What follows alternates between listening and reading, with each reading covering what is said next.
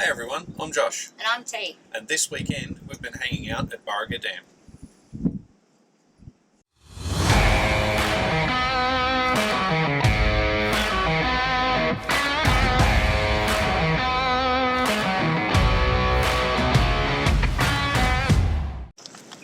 Hey everyone, this weekend we decided that we would head out to Burraga Dam, which is about an hour out of Bathurst, heading south through Rockley. It's not a very big town, fairly small, and we've been meaning to come out here for a while just to check out the campground. In terms of facilities, there are 2 toilets here. There's a drop toilet and there is a flushing toilet as well, but as best I can tell there's no running water supply for people to use here, though the dam is the water supply for the town, so you probably could pull water out of the dam itself. There's tons of space here, heaps of space for campers, and one of our dogs has just decided to do his business. We'll be back in just a second.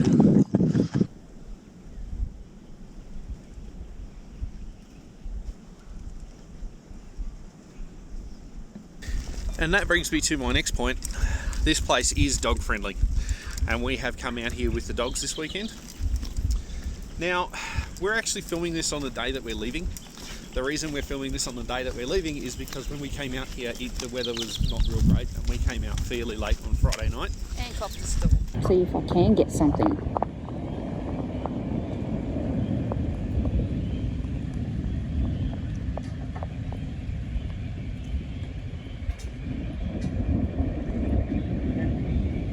Yeah, we caught the storm. There was a tree down on the road on the way in, so we had to use Ruby and the winch to pull the tree off the road. And then yesterday it rained more or less all day yesterday morning. Now, in terms of things to check out here, down the bottom of the dam wall there's an old trout farm. The general store in town has a bunch of history. There's sort of a little history display and sort of pseudo museum inside the general store, so well worth checking that out. And there is an old mine here just in the forest, just near the dam, which you can also go for a drive and check out. There also is some four-wheel driving. There is a back way into the dam.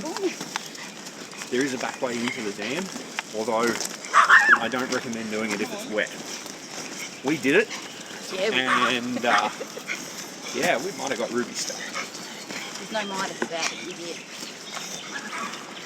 There is a little bit of exercise equipment here and a swing for the kids, although I do suggest if you're going to bring kids here, make sure you bring something to keep them entertained, because there's no internet. There is no internet or phone reception here. Now, we're actually going for a second walk, but you can walk right down to the dam wall, and I strongly suggest coming down to the dam wall and having a look, because check this out.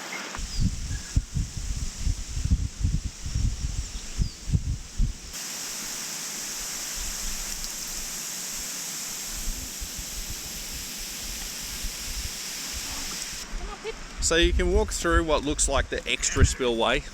I mean, there would have to be pretty serious rain to get water into this, but you can walk all the way down to the dam wall here.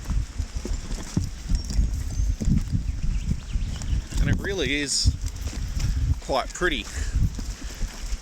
Sorry, I have a dog who's trying to play with his lead. He just wants to walk. This is what he does. English toy terriers, that sounds like a good idea, doesn't it? We love our dogs, we really do. It's all in the name. Terror, yeah. Once you've walked down this little track, you're greeted with this at the bottom of the dam wall. Now, we were talking to the people from the general store yesterday. There are some old ruins down here, and we're led to believe that it's an old trout farm, and the remains of the pipeline here are what used to feed into the pits for the trout farm. And now there's a huge extensive network of old infrastructure and buildings and some rusted out cars and all sorts of stuff down here. And yeah, apparently that's all part of what was once a thriving trout farm, all abandoned and derelict now. It's well worth spending a little bit of time walking through down here. just to check out what's here, because there is a lot hidden, and a lot of it has been reclaimed by the bush, but there's still quite a lot to see down here.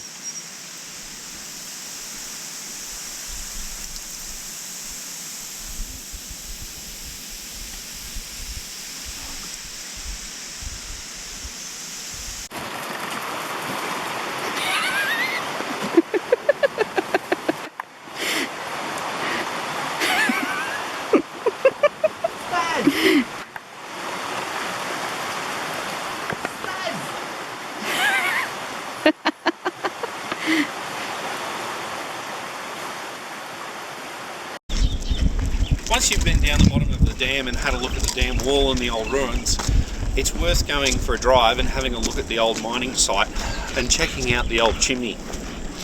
It's pretty spectacular. Pretty cool.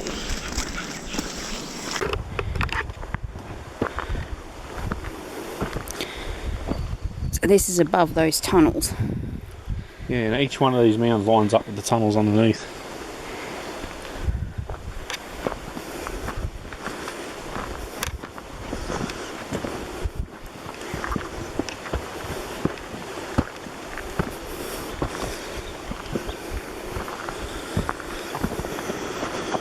And they just stop.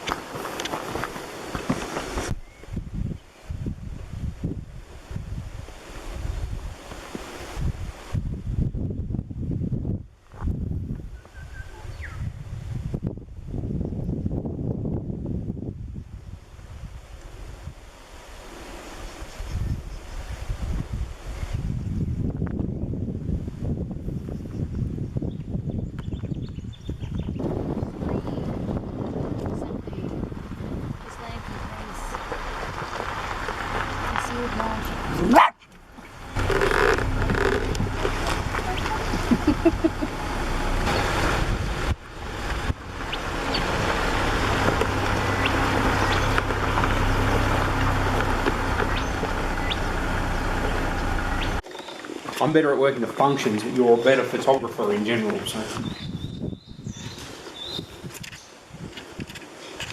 Oh, how cool is that? Dead flying well. Whoop. That's a long way up. How cool is that? Go on, start climbing. Oh, there you go. Says the person who isn't afraid of heights. Not Wonder how many. Not without a harness. Oh no God, way. no. That is pretty cool, though.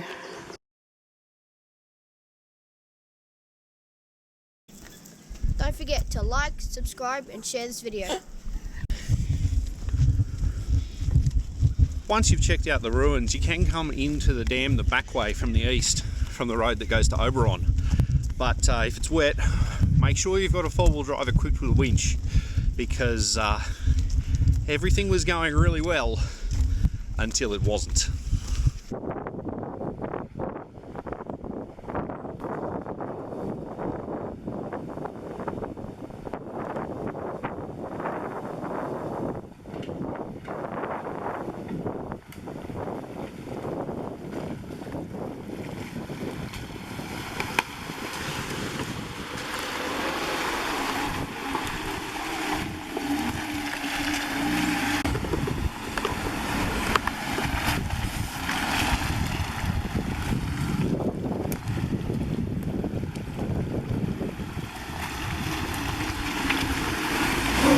Whoa!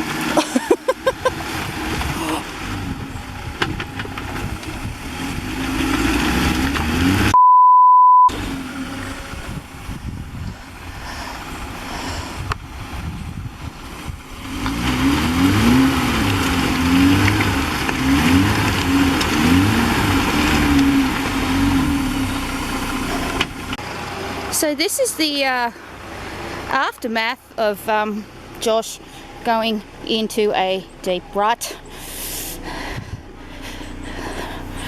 He's kind of at a pretty good angle, as you can see. Oh, Jesus, there's a branch there. Yeah, he's very much in there.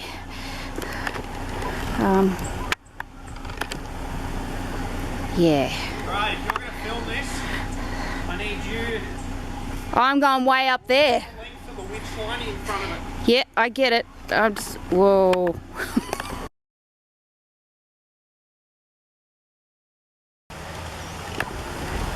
So he's getting the winch going. I really hope to Christ this works because he's pretty stuck in there.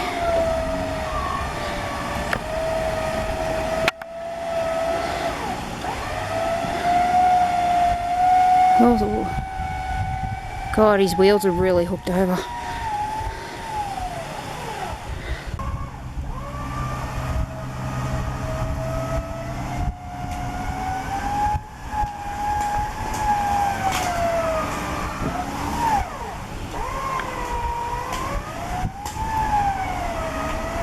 That's it. Keep going.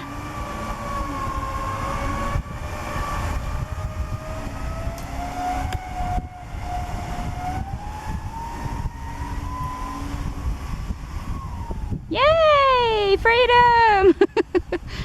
Oh, muddy. Very muddy. Oh, she muddy.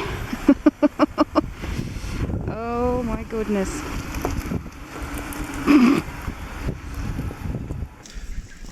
Well, I can comfortably say that's the most stuck I've ever had Ruby. There's still mud on top of the front bumper. We managed to get through to the dam though with a couple of winch pulls. We managed to pop out and continued along. There is a big log down across one of the tracks. I will leave a marker on that in the map so that you can see where that is. But you can get around the eastern side of the dam back into the main dam site through the four-wheel drive track.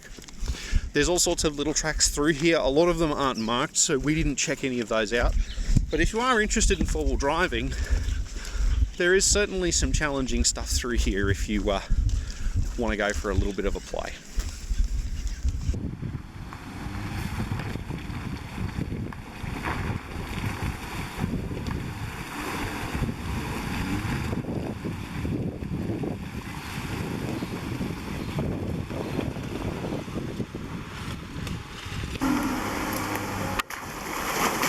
Crunch. Whoa. Oh my goodness.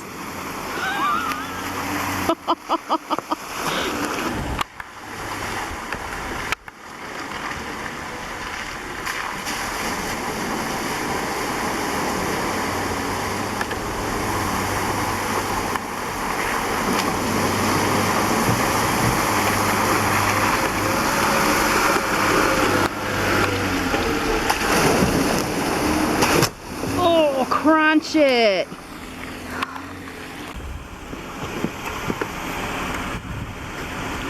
What you doing? Putting the winch away. You sure we don't need it anymore? I'm not planning on doing any more four-wheel driving.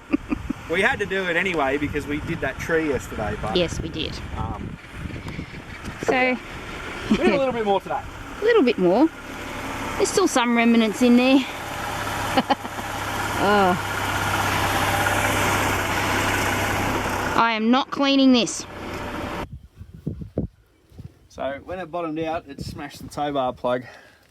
Oh, joyful. So contacts are still okay. The connector's still good. But yeah, I think we're going to have to take that up and get a new one. You think? But you know, these things happen. Might have to find a better spot for that.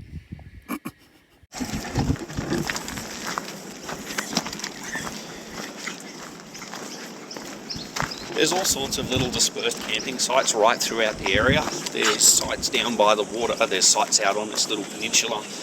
And then there's sites like this one here, where they're tucked in back from the bush a little bit. And there's a little shelter. And there's lots of nice level ground through here.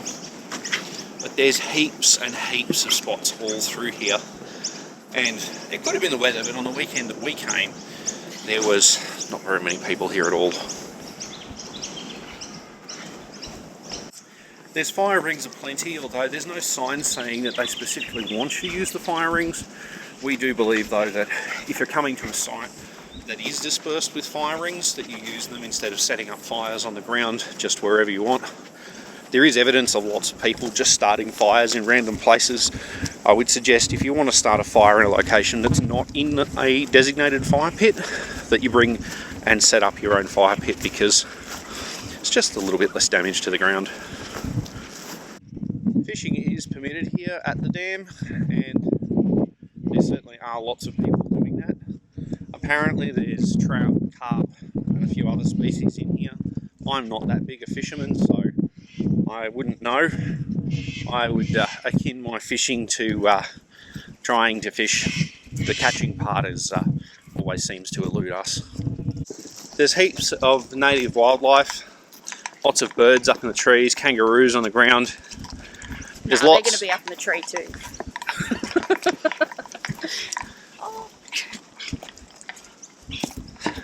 We've just spotted some rosellas flying around, so it's a pretty special place. That's Burraga Dam. We're just on our way back down to the campsite now. It's taken us about an hour and a half to sort of walk about half of the perimeter.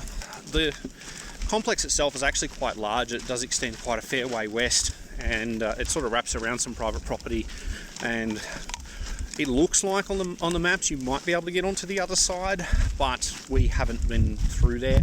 None of the roads on the western side of the entry road really are mapped, so we don't know where you're supposed to be and where you're not supposed to be.